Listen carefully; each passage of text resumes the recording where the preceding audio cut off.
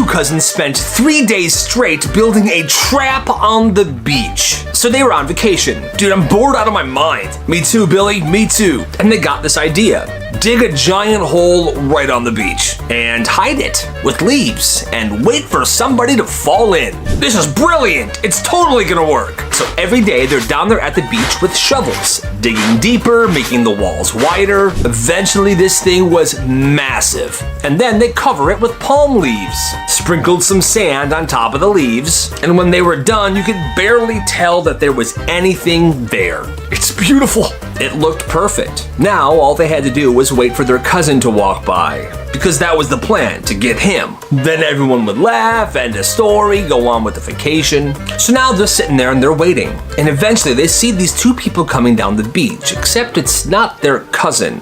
And they're very far away. They're using binoculars to see what's going on.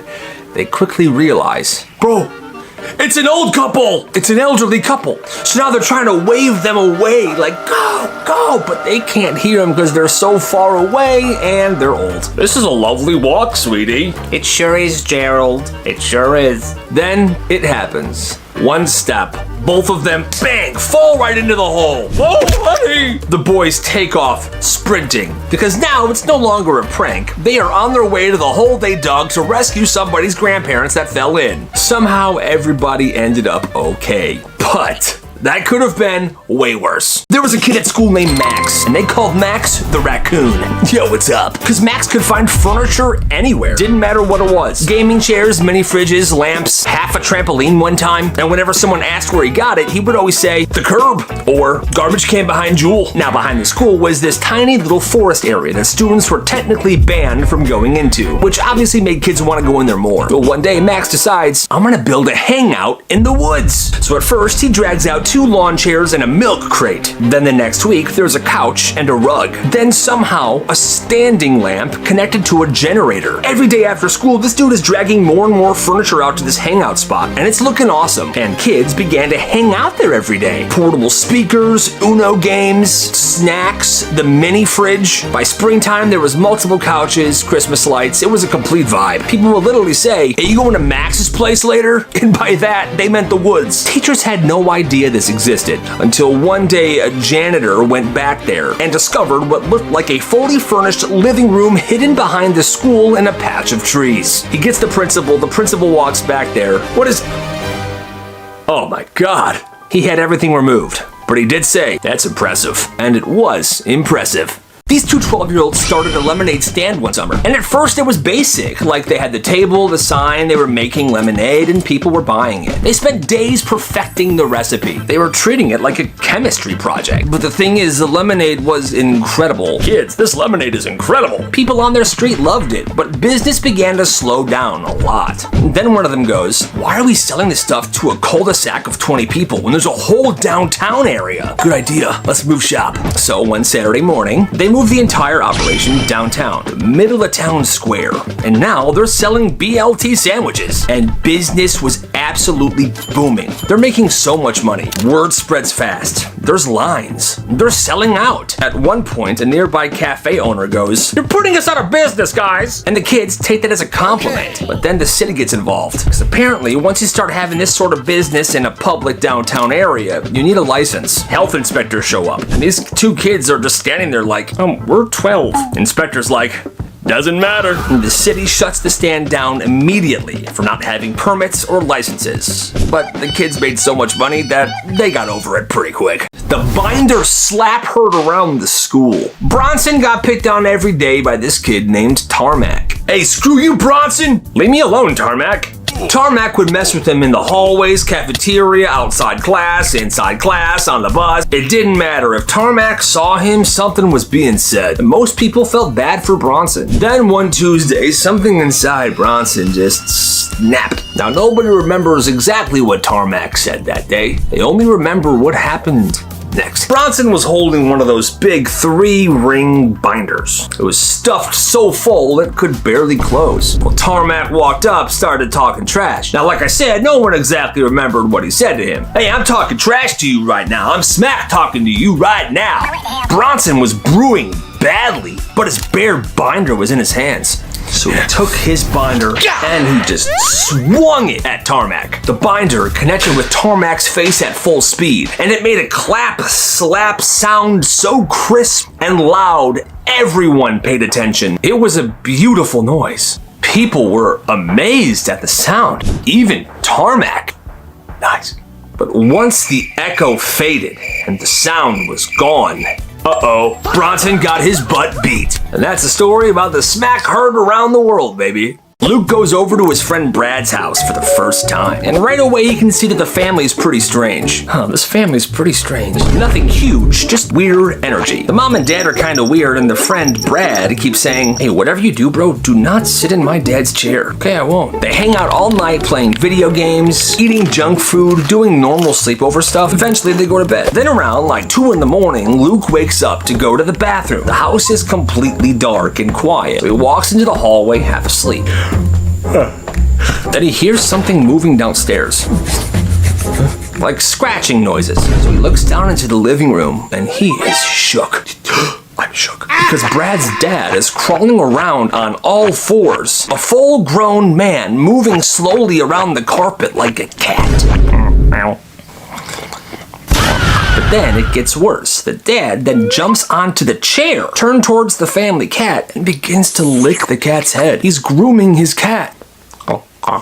And the cat's just sitting there like, yep, this is normal. Luke said his brain just completely shut down. He ran out of that house, ran 2 blocks away, called his mom, and his mom came to pick him up. He never went to that house or talked to Luke ever again after that. Oh, that's insane. It was this kid's 3rd birthday party, and he did not care at all.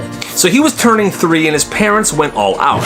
Huge backyard party, like 50 people. Family, friends, cousins, neighbors, everybody was there. Everyone was eating cake, baby, playing games, presents stacked up. The kind of party parents throw because they know their kids are going to remember it forever. So that morning they gave this kid one of his gifts early. Here, sweetie. It's a little plastic toy lawnmower. Lawnmower, I like it. The kind that clicks when you push it, and he loves it instantly. He won't put it down, and they're thinking, good, great, best gift ever. So the party starts, people show up, kids are running around, everyone's having a fantastic time. And meanwhile, the birthday boy isn't anywhere near everybody because he's in the front yard, slowly mowing the lawn with his fake lawnmower. Just walking back and forth, pushing that little mower. He's completely locked in, and the party's happening in the backyard. Everyone's trying to get him involved, like, hey, come on, buddy, come on, open some present. Doesn't even respond, just keeps mowing the lawn. Hey bud, it's your Uncle Joey.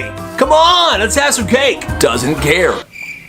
Eventually, people just start laughing because this entire time they're looking outside. This kid's just walking back and forth, mowing the lawn, could care less about his party. Then it comes time to sing happy birthday. They can't get him inside, so everyone else had to come out to the front yard and sing to him while he didn't listen and mowed the lawn instead. Actually, that's awesome. Hey guys, I've got baby oil. It's the last week of school and senior prank season is in full swing. One group of seniors decided they wanted to turn the hallways into slip and slides. Now, normally when I tell a slip and slide hallway story, it's water and soap, but these guys used frickin' baby oil. So on this particular day before first period, these idiots began pouring tons and tons of baby oil all over the main hallway. This is gonna be awesome. The whole floor is shining, and at first it's working. Kids are sprinting and sliding. People are recording. Billy, go! Okay.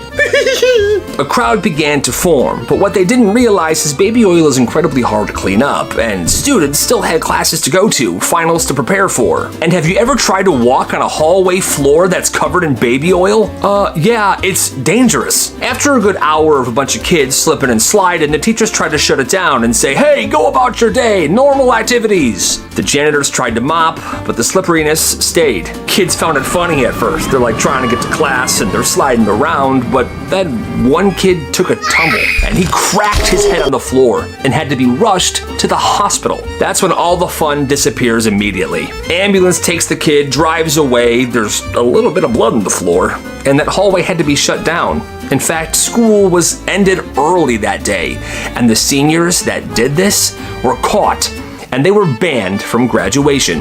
I mean, yeah, that's so dangerous. This kid's having the greatest day of his life at an amusement park. I'm having the greatest day of my life. He's young, he's eating cotton candy, he's going on rides, amusement park characters everywhere. Oh my God, Mr. Pigeon, Mr. Pigeon. He's hugging them, taking pictures, he's having an amazing time. Then at some point after a ride, he looks around. Mom, Dad? He's lost. It was crowded, the music was blasting, he's crying.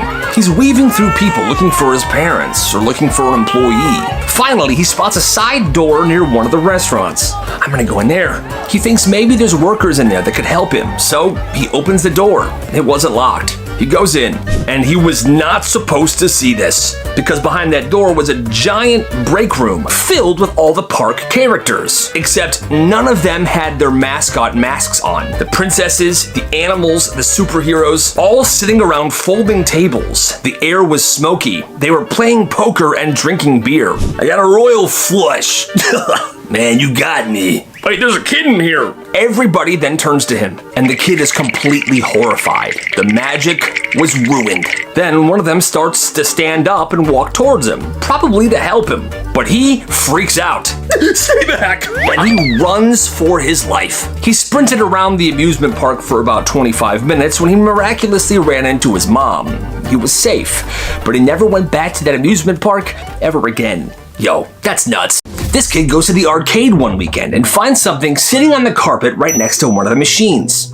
It's a key. At first, he thinks it's just a random key, but then he realized it looked a little different, so he tries it in one of the machines.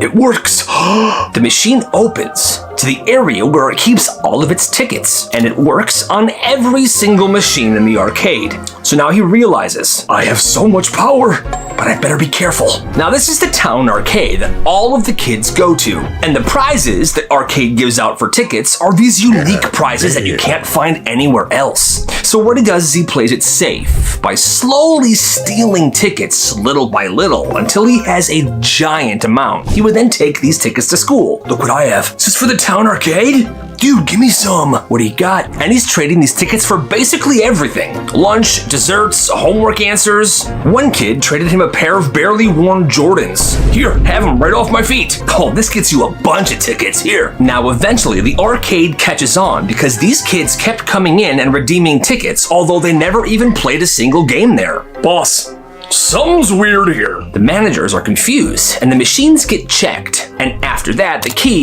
didn't work anymore. But by that point, this kid had so much random stuff that it was fine with it. I regret nothing. Legendary barter system. This teacher had one rule he cared about more than anything else. No Pokemon cards in my class. And he had this rule for years. If he saw cards, gimme, those are mine. Confiscated immediately, and he was ruthless. If he sees you with just one, he'll make you dump out your backpack and your pockets. And he would take every single card you had. Hey, is that a card in your desk? Let me see everything. I'm here. Whole deck, gone. Rare pulls. Nothing was safe. One kid literally sobbed after the teacher took a Charizard, but the teacher said, don't worry, I'll give it back at the end of the year. Except he never did, ever. Then weird stuff started happening. One kid walked past the teacher's lounge while the door was open during lunch, and he saw that teacher sorting out these cards like he knew what they actually meant.